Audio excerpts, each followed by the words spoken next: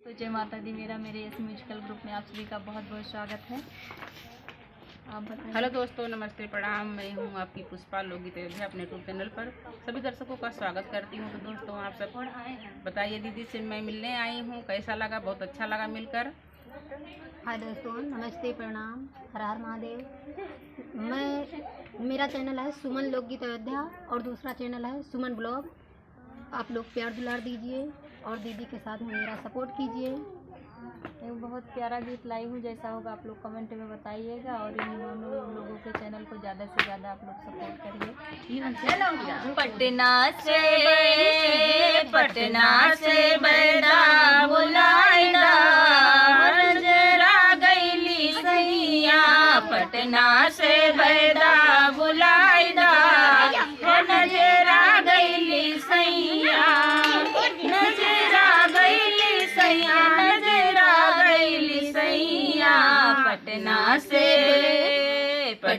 से बैदा बुलाइदा हो नजरा गईली सैया। सासू हमारी बोलिया सुनावे, सासू हमारी बोलिया सुनावे, अरे सासू के तीरथ बैठाइदा नजरा गईली सैया, सासू के तीरथ बैठाइदा हो नजरा गईली सैया। पटना से बैदा बुलाइदा हो नजरा गईली सैया।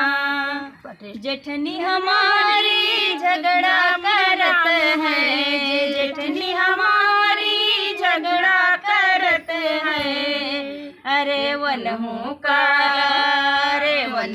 कायल गा कराइदा हो नजरा गईली सैया, वनहू कायल गा कराइदा हो नजरा गईली सैया।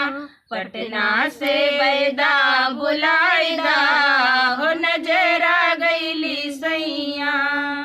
छोटकी ननदिया है बड़की सौतनिया, छोटकी ननदिया है बड़की सौतनिया, बड़की सौतनिया हो बड़की सौतनिया, अरे ननदो का सौना कराइदा हो नजरा गईली सैया, ननदो का गवना कराइदा हो नजरा गईली सैया। पटना से बैदा बुला